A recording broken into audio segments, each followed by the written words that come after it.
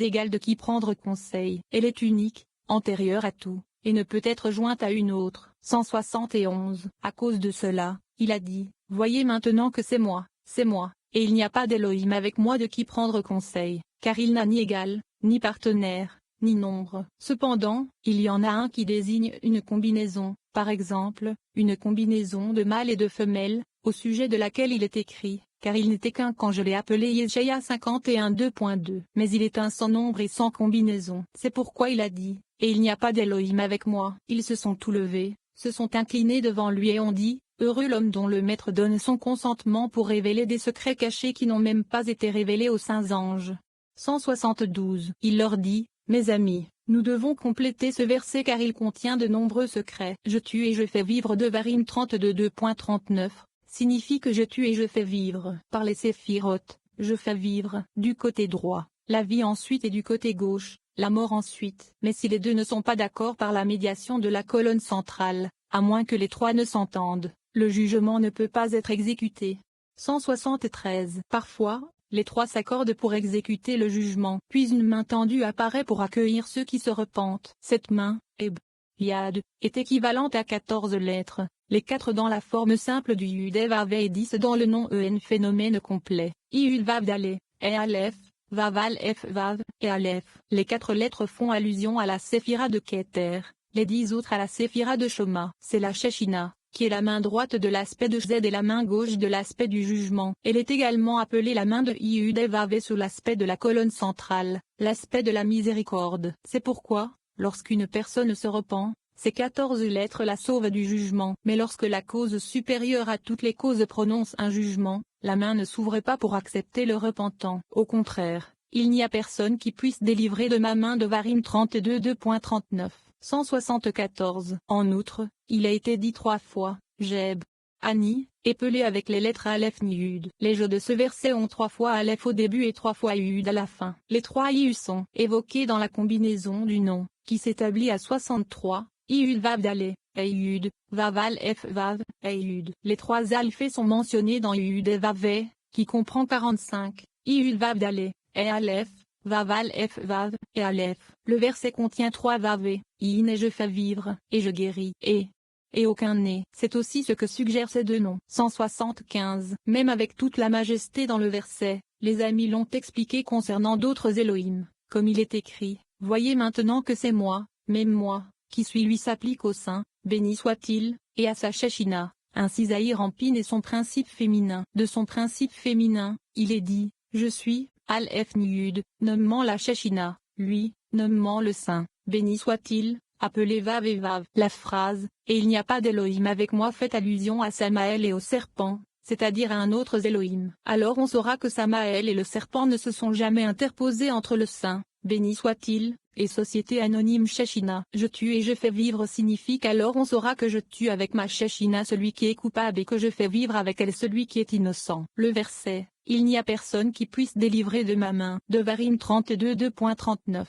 Fait référence à la main, Yad, de Yud et Vav, qui a une valeur numérique de 14, les 4 lettres de Yud et Vav écrites en toutes lettres et les 10 lettres du nom écrits en toutes lettres avec des accents, comme Yud Vav Dalé, et Aleph, Vav Aleph Vav, et Aleph, et c'est aussi les 14 lettres des noms Kaf Vav Zein Vav, Bet Mem Vav Kaf Samek Zein, Kaf Vav Zein Vav. Toutes les explications sont vraies, la première explication, la deuxième, et celle que les amis ont offert au sujet de la verse. Mais ce qui est dit avant, c'est que c'est la cause des causes, qui est la cause élevée au-dessus de toutes les autres, qui a dit, moi, je suis lui. Devarim 32 2.39. Ce secret n'a même pas été révélé à tous les sages et prophètes. Il n'a été révélé qu'à quelques élus parmi eux. 176. Venez et voyez combien de causes, nomigrades, sont cachées et inconnues. Elles sont enfermées et enveloppées par les séphirotes, qui sont pour elles des chariots. De même qu'un char manifeste l'existence de son conducteur, de même les séphirotes rendent visibles les grades qui sont enfermés avec eux. Ces causes sont cachées aux pensées de l'homme. À leur sujet, il est écrit, car il y a un haut qui veille sur celui qui est haut. Kohélet 5 2.7. Les lumières deviennent plus brillantes, car chaque lumière plus élevée est plus brillante que sa voisine. Ainsi, les destinataires sont plus faibles que ceux qui sont au-dessus d'eux parce qu'ils sont les destinataires, et ce qui est plus faible que son voisinaire est plus faible que son voisinaire. Aucune lumière ne peut supporter la présence de la cause des causes, parce que toutes les lumières sont obscurcies et sont diminuées devant elles. 16. Faisons l'homme. Deuxième partie. Rabbi Shimon partage avec ses élèves une leçon qui commence par une question posée au Créateur par un ange. Pourquoi, demande l'ange, le Créateur a-t-il pris la peine de créer l'homme, alors qu'il savait déjà qu'il pécherait? Rabbi Shimon explique que lorsque le Créateur a prévu les péchés de l'homme, il a, dans son infinie sagesse, donné à l'homme le pouvoir de se repentir. Mais les étudiants posent alors à leur professeur la question logique suivante. Pourquoi le Créateur s'est-il donné la peine de créer le mal et le repentir? Pourquoi ne pas tout simplement éliminer le mal? Rabbi Shimon explique que nous avons été créés avec la capacité de nous perfectionner par le libre arbitre, en choisissant de ne pas répondre à nos mauvaises pulsions. C'est la seule véritable façon de faire évoluer pleinement la nature divine de notre âme. Nous devons être responsables de notre propre élévation et de notre croissance. Lorsque nous n'utilisons pas notre libre arbitre et que nous succombons à de mauvaises tendances, le repentir nous permet de restaurer la lumière que nous avons perdue. Ce passage est en soi une occasion de se repentir et de changer nos habitudes. Ces lettres hébraïques sacrées, associées à un véritable désir de changement, peuvent nous purifier de toutes les tendances négatives. La seule exigence est une confiance totale dans le pouvoir du Saint Zohar. 177. Une autre explication du verbe, faisons l'homme à notre image, selon notre ressemblance, Bereshit, 26. A été donné par les amis comme faisant référence aux anges tutélaires qui ont prononcé cette phrase au sein, béni soit-il. Le Rabbi Shimon leur répondit, puisque les anges connaissent déjà le présent et l'avenir, ils savaient déjà que l'homme était destiné à pécher. Pourquoi alors ont-ils voulu faire l'homme? 178. Non seulement cela, mais les anges Asa et Azaël se sont également opposés à la création de l'homme. Lorsque la Shechina dit au saint, béni soit-il, faisons l'homme, ils répondirent, qu'est-ce que l'homme pour que tu prennes connaissance de lui? Tehillim 144 2.3. Pourquoi veux-tu créer l'homme alors que tu sais qu'il péchera définitivement devant toi, avec sa femme, qui représente les ténèbres, car la lumière est le principe masculin et les ténèbres le principe féminin. Elle est la colonne gauche, qui est considérée comme l'obscurité de la création. À ce moment, la Shechina leur dit, vous êtes destinés à tomber par le même raisonnement que vous dénoncez, comme il est écrit, les fils d'Elohim virent que les filles de l'homme étaient belles. Bereshit 6 2.2. Ils s'égarèrent donc après elles, et la Shechina les a enlevés de leur état saint. 179. Les amis dirent, Rabbi,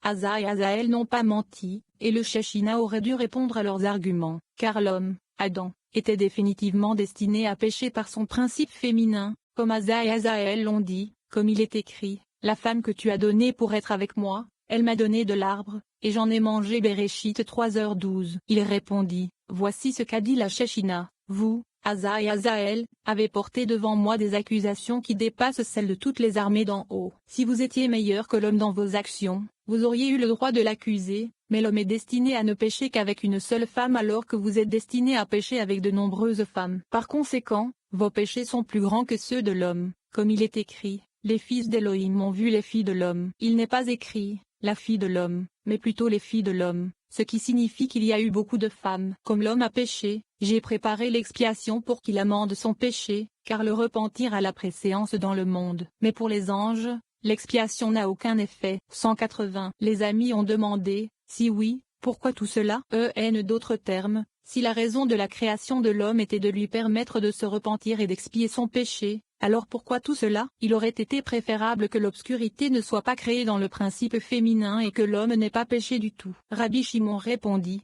si le saint, béni soit-il, n'avait pas créé les mauvais et bons penchants, qui sont la lumière et les ténèbres, il n'y aurait pas eu de précepte ou de transgression pour l'homme de Bria. L'homme a donc été créé avec la lumière et les ténèbres, comme il est écrit, vois, j'ai mis aujourd'hui devant toi la vie et le bien, et la mort et le mal. Devarim 32.15. C'est pourquoi les préceptes et les transgressions s'appliquent aux hommes et pourquoi les hommes sont placés devant le choix entre le bien et le mal. Ils ont demandé, pourquoi tout cela? Il aurait mieux valu qu'ils ne créent pas les ténèbres. L'homme n'aurait alors ni récompense ni punition, contrairement à ce qui s'est passé lorsqu'il a été créé et qu'il a dû pécher, causant ainsi de nombreux dommages et destructions. 181. Il répondit, il était juste de le créer ainsi avec la lumière et l'obscurité, car la Torah a été créée pour l'homme, car elle contient des punitions pour les pécheurs et des récompenses pour les justes. Ainsi, il ne peut y avoir de récompense pour le juste ou de punition pour le pécheur sans l'homme de Bria, qui constitue la lumière et l'obscurité. Il est écrit, il ne l'a pas créé comme un terrain vague, lit. Sans forme, il l'a créé pour être habité. Yeshaïa 45 2.18. Le monde n'a pas été créé pour être informe, pour être dans les ténèbres à cause des pécheurs, mais pour être habité, ce qui signifie pour récompenser les justes. Cette récompense est la conception de la Torah, comme il est écrit, car la terre sera remplie de la connaissance de Hashmi. Yeshaïa 11 2.9.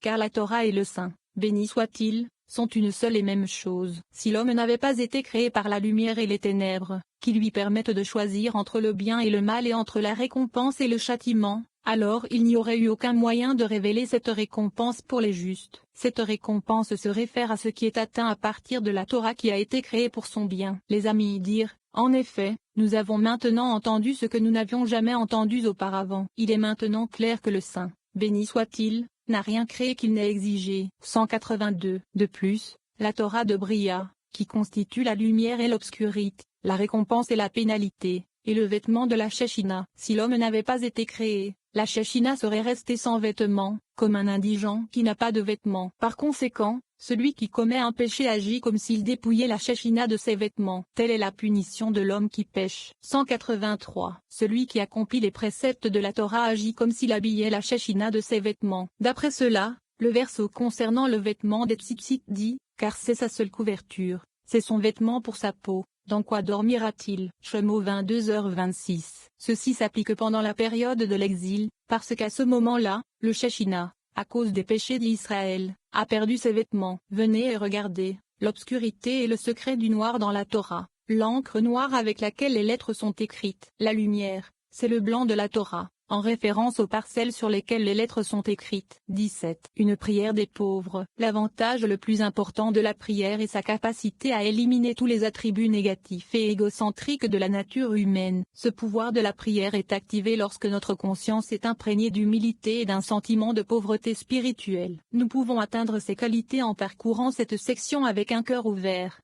184. Si la prière n'est pas complète, de nombreux angles de destruction la poursuivent, comme il est écrit, toutes ces poursuites l'ont rattrapé dans les détroits Esha 2.3. C'est pourquoi les gens prient, mais il était plein de compassion, pardonnant l'iniquité. Tezillim 78 2.38, contre les 4 clipos. Iniquité se réfère à Samaël, qui est le serpent, et il n'a pas détruit fait allusion au destructeur. Souvent il a détourné sa colère se réfère à la colère appelée Klippa, et ne pas exciter toute sa colère se réfère à la colère appelée Klippa. Et nous prions que ces 4 clipos ne poursuivent pas la prière, car de nombreux anges de la destruction sont attachés à ces clipos. Il y a 7 ministres, qui ont 70 autres attachés à eux. Ces 70 apportent des allégations dans chaque firmament à travers lequel la prière passe et 700 millions d'anges de destruction sont attachés à eux.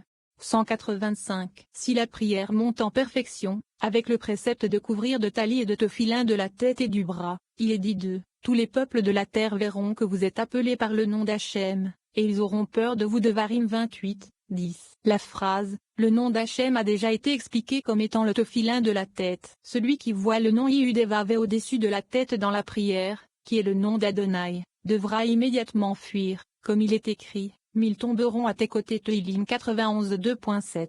186. Parce qu'Yaakov a vu par l'Esprit Saint l'oppression du dernier exil, à la fin des temps, il est dit de lui, Yaakov a eu une grande peur et a été bouleversé. Bereshit 32 2.8. En conséquence, il divisa la sainte nation en exil en 3 parties, comme il est écrit, et il plaça les servantes et leurs enfants au premier rang. Bereshit 33 2.2. C'est-à-dire d'abord dans l'exil d'Édom, puis Léa et ses enfants, et enfin Rachel et Yosef. Parce qu'ils voyaient leur pauvreté et leur souffrance éventuelle, il priait pour eux, pour que je revienne en paix dans la maison de mon père. Bereshit 28 2.21. Pour qu'ils puissent avoir le méritage d'être libérés et de retourner au temple. Il a dit en priant, et me donnera du pain à manger, et des vêtements à porter ibidem, pour que le clipo ne les dépasse pas pour arrêter leur abondance. 187. À cause de cet exil, David a décrit la Shechina comme affamée, fatiguée et assoiffée dans le désert. Shmuel 17h29, parce qu'il a vu la Shechina se désoler et se flétrir, puis s'est joint à sa peine. Après avoir vu que les enfants d'Israël se repentaient avec joie, il a composé 10 types de psaumes. À la fin de chacun d'eux, dit-il, il est écrit, une prière de l'affligé, lit. Pauvre, lorsqu'il s'évanouit.